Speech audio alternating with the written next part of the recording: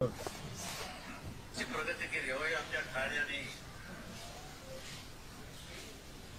काय पत्रकार म्हणते नाशिक नाशिक आहे राज ठाकरेंचा विषय आहे. नाशिकचं तर मी ऐकलं काल. हो. आता जे काही 2019ला स्वतःच्या वैयक्तिक स्वार्थासाठी खुर्चीसाठी बाळासाहेबांचे विचार हिंदुत्वाचे विचार सोडले आणि त्याचा परिपाक आणि निवडणुकांमध्ये पण पाहिला. लोकही आता काही राहत नाहीत, लोकही सोडून चाललेत आणि म्हणून स्वार्थासाठी केलेल्या तडजोडीमुळे आपण लोकांच्या मनातून आता साप उतरलोय. त्यामुळे आपलं कोणी ऐकत नाही, कोणी थांबायला तयार नाही. म्हणून नाशिकमध्ये बाळासाहेबांचा जे लाखो शिवसैनिकांचं दैवत आहे त्यांचा नकली आवाज काढण्याचं पाप खरं म्हणजे केलं ते दुर्दैवी प्रकार आहे. आणि खरं म्हणजे त्यांनी केलेलं पाप झाकण्यासाठी बाळासाहेबांचा आवाज काढण्याचा नकली आवाज काढण्याचा खरं म्हणजे तो पोरकटपणा उभाटाने काल केलेला आहे. खरं म्हणजे बाळासाहेबांचा आवाज या राज्यात नाही देशात दुमदुमत होता. अरे आवाज कोणाचा म्हटलं की समोरून प्रतिसाद यायचा शिवसेनेचा. हा बाळासाहेबांचा आवाज होता आणि मग शिवसैनिक प्रत्येक मराठी माणसाच्या हृदयातून तो आवाज यायचा. आणि हा बाळासाहेबांच्या व्यक्तिमत्वाचा प्रभाव होता. हा प्रभाव कालही होता, आजही आहे, उद्याही कायम राहणार आहे. कारण त्यामागे केवळ आवाज नाही तर त्यांनी रुजवलेल्या विचारधारेचा आधार होता. जी विचारधारा जी आहे त्यांची तो त्यामुळे नकली आवाज काढून बाळासाहेबांचे विचार कुणालाही मिटवता येणार नाहीत आणि कुणालाही त्यांचे विचार फिरवता येणार नाहीत. हिंदुत्वाचा विचार त्यांनी बाळासाहेबांनी फक्त महाराष्ट्रापुरता नाही केला तर देशभरामध्ये संपूर्ण देशात रुजवण्याचं काम केलं. गर्व से कहो हम हिंदू आहे हा नारा त्यांनी दिला. परंतु त्यांचे वारसदार म्हणून पुढे आलेल्या लोकांना हा विचार पेलवला नाही. त्यामुळे हिऱ्यापोटी गारगोटी ही म्हण खरी ठरली. हे दुर्दैव आहे. आणि म्हणून या गारगोट्यांनी व्यक्तिगत महत्वाकांक्षेसाठी हिंदुत्वाला बाळासाहेबांच्या विचाराला तिलांजली दिली आणि बाळासाहेबांनी ज्याचा विरोध केला कायम तिरस्कार केला त्यांच्याच मांडीवर बसण्याचं पाप या ठिकाणी त्यांनी केलं. आणि त्यांनी आपलं पाप झाकण्यासाठी नकली आवाज काढून खऱ्या अर्थाने आपल्या बेजबाबदार आणि नालायक वर्तनाचं समर्थन सुरू केलेलं आहे. हे बाळासाहेबांचं बघा ओरिजिनल आणि बघा हे ओरिजिनल आहे. हे बघा ये चलने वाला है तो दुकान बंद कर दूंगा मैं.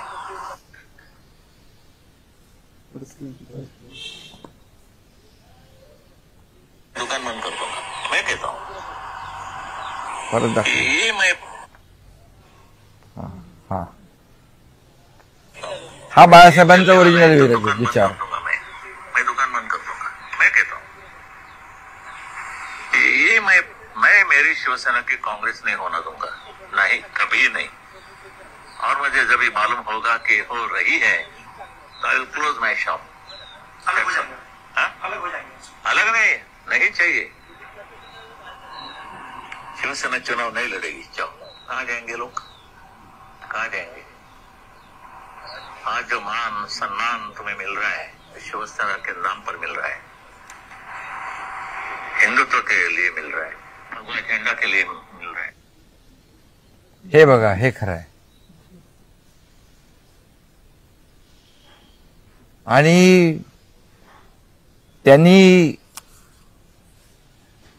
माझ्यावर ते नेहमीच करतात पण टीका हे उचल. हा ते दुसरं दाखव ना बाळासाहेबांचं बघा माझ्यावर दाखव. म्हणजे बाळासाहेबांच्या तोंडून एकनाथ शिंदेबद्दल जे वक्तव्य त्यांच्या तोंडी घातलंय आमच्या ठाण्याने कारण विशेष करून एकनाथ शिंदे हे आनंद दिघे यांनी उभी केलेली माणसं आहेत, त्यांच्या तालमीत तयार झालेली माणसं आहेत. किती खोटं करणार? आणि म्हणून खोटं ते खोटंच, नकली ते नकलीच आहे. आणि व्यक्तिगत महत्वाकांक्षेसाठी बाळासाहेबांना सोडलं, हिंदुत्वाचे विचार सोडले, त्यामुळे त्यांना विधानसभेत लोकांनी नाकारलं. जो डोंगरा एवढ्या वडिलांचा होऊ शकत नाही तो तुमचा आमचा काय होऊ शकतो, यात सरळ विचार विधानसभेतल्या निवडणुकीमध्ये लोकांनी केला. आणि त्याचा परिपाक काय तो आपण बघितला की आरोपाचा एवढा किस काढला, एवढे आरोप केले आमच्यावर, पण 100 लढवून एवढ्या आरोपांचा किस काढून अवघे 20 मिळवले. आम्ही 80 जागा लढलो. बाळासाहेबांचा विचार डोळ्यासमोर ठेवला, विकासाचा विचार डोळ्यासमोर ठेवला. आणि शिवसेना 80 लढवून 60 जिंकले. म्हणजे खरी शिवसेना कुणाची आहे? जनता जनार्दनाच्या दरबारात देखील त्याच्यावर शिक्कामोर्तब झालेला आहे. खरं म्हणजे बाळासाहेबांनी कधीच एकमेव नेते होते की त्यांनी हिंदुत्व आणि राष्ट्रीयत्व याच्याबरोबर कधीच तडजोड केली नाही. कालही बाप चोरला हे रडगाणं चालू होतं. आम्ही बाप चोरला नाही, तो कायम हृदयात पूजला आणि यापुढेही आम्ही पूजत राहू. पण तुम्ही पाप झाकण्यासाठी त्यांचा आवाज चोरलात, त्यांचे विचार चोरलेत, आणि हे विचार चोरण्याचं पाप आम्ही नाही तुम्ही केलंय. त्यामुळे तुम्हाला हिशोब जनतेसमोर द्यावा लागेल. त्याचबरोबर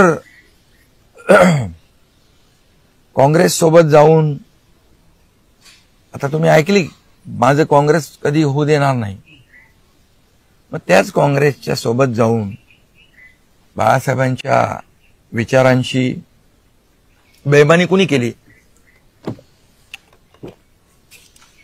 हिंदुत्व कोणी सोडलं? राम मंदिराला विरोध करणाऱ्यांच्या गळ्यात गळे कोणी घातले? बॉम्बस्फोटातल्या आरोपीला प्रचारामध्ये कोणी फिरवलं? ही बाळासाहेबांच्या विचारांची बेईमानी नाही तर काय? एवढं होऊन सुद्धा ते लोक म्हणतात आम्ही हिंदुत्व सोडलं नाही. याला काय म्हणायचं? आता काय शिल्लक राहिले?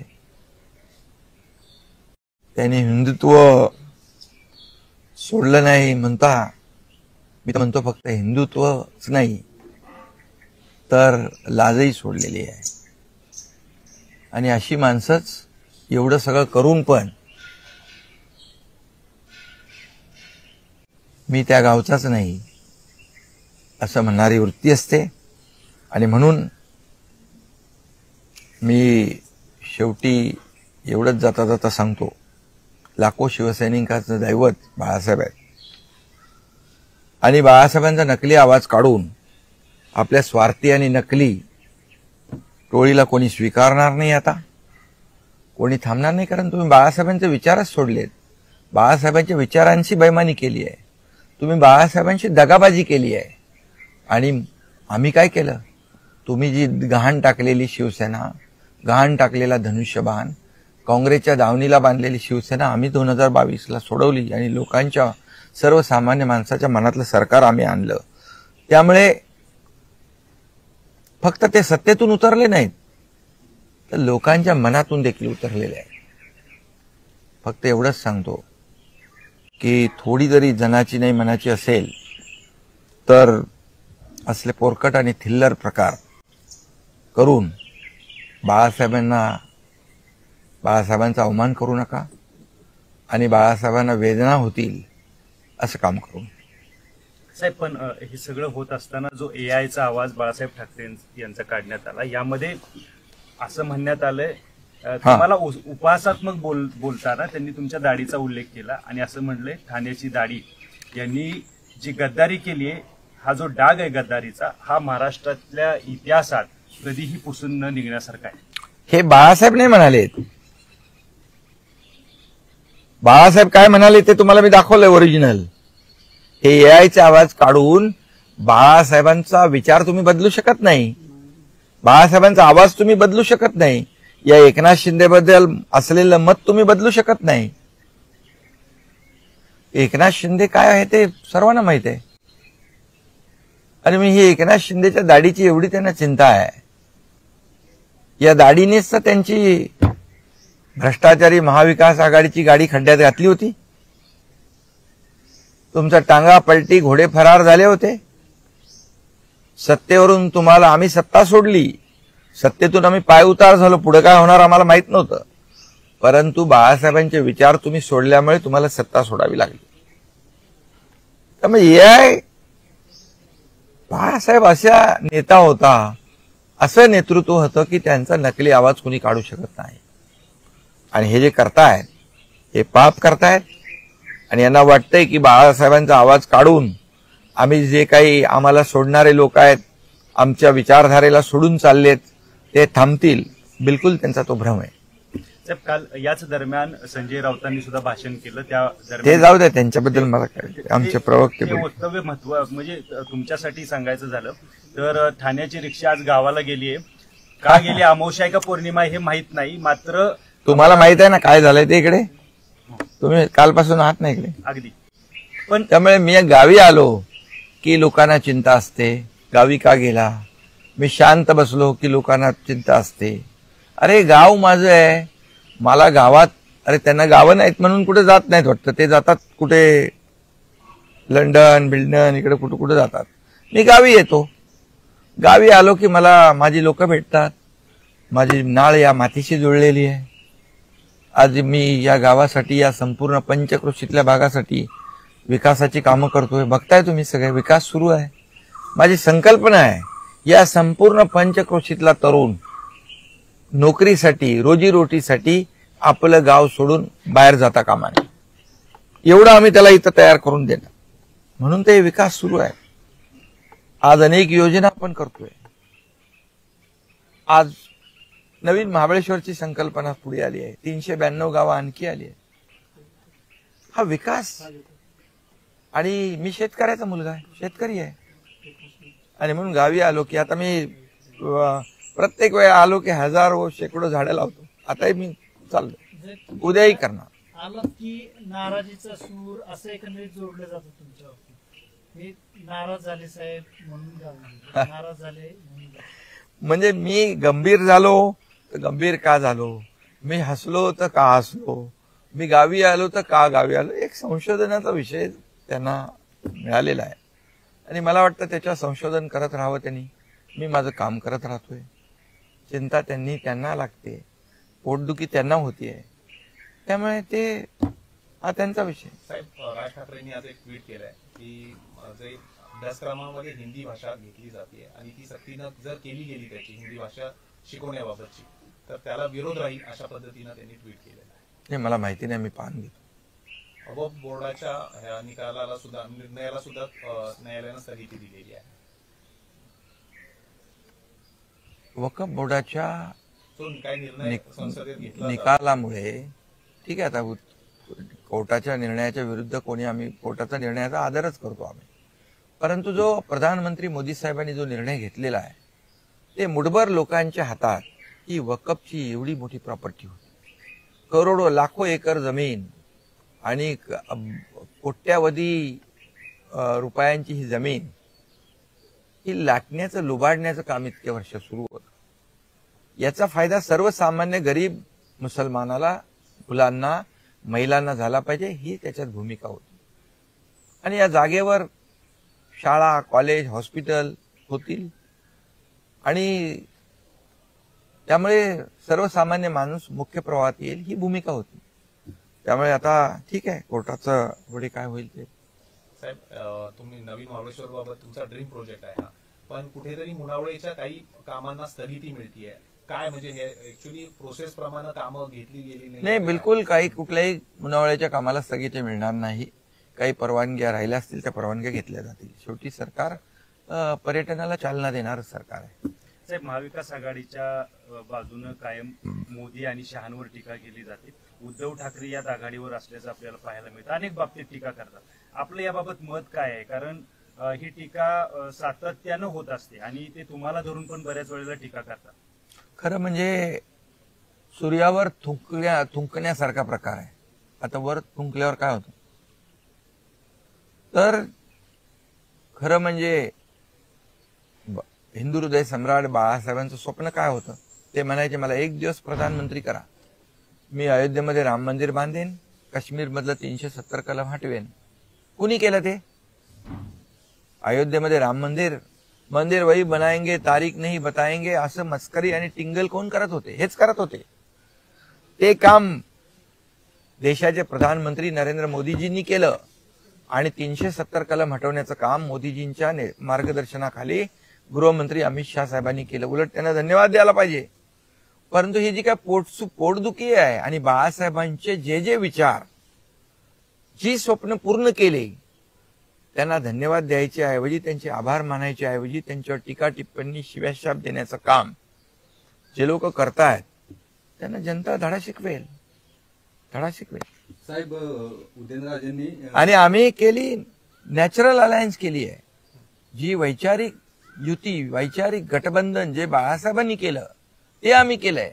आम्ही काय सांगत होतो जेव्हा आम्ही 2022ला निर्णय घेतला तेव्हा हेच सांगत होतो.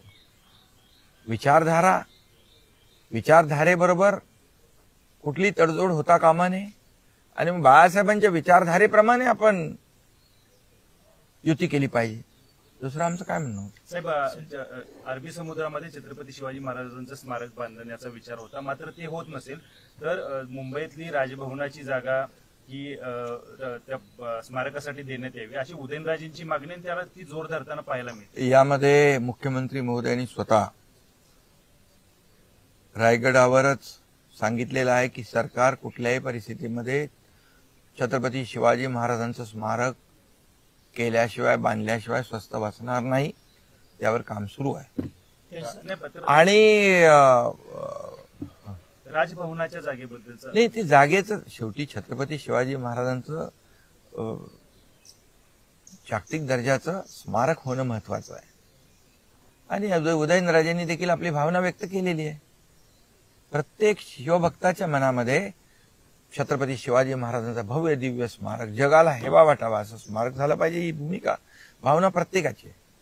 राजकोटला 80 फुटाचा एक मेला पुतळ्याचं अनावरण होत आहे. एकूण याआधी जे काही पुतळ्याचं हे झालं होतं त्याच्याबद्दल नाही, आता झाला तो इतिहास जमा झाला. आता नवीन पुतळा मोठा उभा राहतोय, एक दिमागदार पुतळा उभा राहतोय. त्याचं स्वागत सगळ्यांनी केलं पाहिजे. अमित शहा बनावट शिवसेनेचे प्रमुख आहेत अशी टीका संजय राऊत यांनी केली. बनावट शिवसेना दरवेळी तुमच्या शिवसेनेला बोललं जातं. अरे आता बनावट शिवसेना कोणाची राहिली? आम्ही 80 लढवून 60 जिंकलो, 7 खासदार जिंकले. आज लोक थांबायला तयार नाहीत. बाळासाहेबांचे विचार सोडले ते बनावट की बाळासाहेबांचे विचार पुढे नेत आहेत ते बनावट? आता बाळासाहेब मगाशी म्हटलं मी, बाळासाहेबांचा नकली आवाज काढण्याची पाळी आली. मग बनावट कोण? मग नकली कोण? जर ते असली असते तर बाळासाहेबांचा नकली आवाज काढण्याची पाळी कशाला आली असते त्यांच्यावर? संजय राऊत यांनी परत तुमच्यावरती टीका करताना असं म्हटलंय की अरे जाऊ दे ना बाबा, ते आमचे प्रवक्ते बोलते मोठा म्हणून. आपलं ते टीका करतात मोदीजींवर, अमित शहांवर, RSS वर, सगळ्यांवर. RSS वर पण टीका. आता मी सांगतो तुम्हाला, RSSच्या बद्दल यांची पहिल्याची भाषणं अगोदरची काढा. काय म्हटलंय? म्हणजे माणूस RSS खरं म्हणजे राष्ट्रीय स्वयंसेवक संघ हे कुठलाही राजकीय पक्ष नाहीये. हे 100 वर्ष त्याला पूर्ण होत आहे. जेव्हा जिथं संकट येतं, आपत्ती येते, आपदा येते, तिथं ही लोक धावून जातात. डेड बॉड्या उचलण्याचं काम करतात, लोकांचा जीव वाचवण्याचं काम करतात. जिथं संकट तिथं ते धावून जातात. मग अशा लोकांच्या बद्दल जे खऱ्या अर्थाने देशभक्त आणि राष्ट्रभक्त संघटना आहे त्यांच्यावर बंदी घालणाऱ्यांच्या बाजूला मांडी लावून बसता. बंदीची मागणी करणाऱ्या लोकांच्या गळ्यात गळे घालता. ही कुठली देशभक्ती आहे? ही कुठली राष्ट्रभक्ती आहे? हे कुठले बाळासाहेबांचे विचार आहेत? हे 100 वर्ष संस्था काम करते आहे. त्यामुळे हे सगळा जो काही त्यांचे सगळे बिथरलेले आहेत, काय धरावं काय सोडावं, धरलं की चावतंय, सोडलं की पळतंय, अशी परिस्थिती आहे. आणि त्यामुळे काल त्यांनी तो कळस केला AI च्या माध्यमातून बाळासाहेबांचा आवाजामध्ये. अरे बाळासाहेबांच्या आवाजात वेगवेगळ्या लोकांची नावं घ्यायला लावली तिथं. एवढं तरी पाप करू नका. स्वतःच्या ताकदीवर बाळासाहेबांनी शिवसेना उभी केली आणि तुम्ही लोक घालवली. राज ठाकरे, नारायण राणे, भुजबळ सगळे लोक घालवले. सगळे लाखो लोक जात आहेत. म्हणजे जे गेले ते सगळे वाईट आहेत का? ते सगळे चुकीचे आहेत आणि तुम्ही एकटे बरोबर आहे? मग का नकली आवाज काढायची पाळी आली? आत्मचिंतन, आत्मपरीक्षण करा, एवढंच माझं सांगणं आहे. साहेब, तुम्ही ठीक आहे, धन्यवाद. ठाकरे साहेबांची भेट घेतलेली, काय मुंबईचं समीकरण बदलतील का? राज ठाकरे आणि माझे संबंध शिवसेनेमध्ये बाळासाहेबांच्या सोबत आम्ही काम करणारे कार्यकर्ते आहोत. तेव्हा राज ठाकरे साहेब पाहिलं आपण पूर्ण महाराष्ट्रावर सभा घेत फिरत होते. 95च्या सरकार युतीचं आले, त्याच्यामध्ये त्यांचं मोठं योगदान होतं. आम्ही सोबत काम केलेलं आहे आणि त्यामुळे मधल्या काळामध्ये इच्छा असून देखील आम्ही त्यांच्याशी संपर्क करता येत नव्हता. पण आता जे काही भेटी असतील, संपर्क असतील, तो करतो आम्ही आणि त्याच्यामध्ये काही राजकीय अर्थ लावण्याची गरज नाही. त्यांनी मला स्नेहभोजनाला बोलवलं, माझ्याकडे ते येतात, त्यांच्याकडे मी जातो आणि त्यामुळे राजकीय चर्चा काही नव्हती. पण बाळासाहेबांच्या आठवणी आणि बाळासाहेबांच्या पूर्वीच्या ज्या काही घडलेल्या घटना, या सगळ्यावर एकदम मन मोकळेपणाने गप्पा गोष्टी झाल्या आणि खूप आनंद वाटला. सगळा इतिहास जो आहे त्यांना तोंडपाठ आहे. कोण काय कुणी काय केले, माझ्या म्हणजे सगळ्यांपेक्षा जास्त ते जवळ होते बाळासाहेबांचे. त्यामुळे ती कुठली राजकीय भेट नव्हती, सदिच्छा भेट होती. साहेब, तुम्ही इकडे गावाला आला की जनता दरबार भरतोच, लोकांची रांगी आपण पाहतो. मी जिथं जातो तिथं मी जनतेचा सेवक आहे ना. मी मुख्यमंत्री होतो तेव्हा सुद्धा कॉमन मॅनचा मुख्यमंत्री होतो. आता देखील मी DCM आहे, डेडिकेटेड टू कॉमन मॅन. सर्वसामान्यांचे नाळ तुटता कामा नये. ही सर्वसामान्य लोकच आपली ताकद, आपली टॉनिक आहे, एनर्जी आहे. त्यामुळे त्यांना विश्वास आहे की बाबा आपण आल्यानंतर काही त्यांचे प्रश्न असतात, काही अडचणी आहेत, त्या सुटतील. त्यामुळे जिथं जातो तिथं लोक भेटतात. इथंच नाही, सभेला जिकडे जातो तिथेही लोक निवेदने घेऊन येतात, तिथेही भेटतात. आणि तुम्हाला तर माहिती आहे इथलं सगळं. आपण म्हटलं की आपलं सरकार पर्यटन दृष्ट्या विचार करत आहे, परंतु साताऱ्यातली जी ताराणी महासाहेबांची समाधी आहे ती अजून जीर्णोद्धारापासून दुर्लक्षित. बिलकुल, ते ताराराणी महाराजांचं देखील योगदान मोठं आहे. त्यामुळे कुठेही दुर्लक्ष होणार नाही.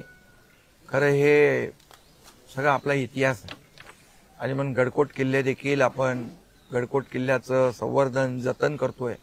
आपले 12 किल्ले युनेस्कोच्या यादीत गेले. ही मोठी आपल्यासाठी अचीवमेंट आहे आणि त्यामुळे आपली या सगळे जे इतिहास जो आहे तो जतन करण्याचं काम आपलं सरकार करणार. बिलकुल कुठेही कमी पडणार नाही. धन्यवाद.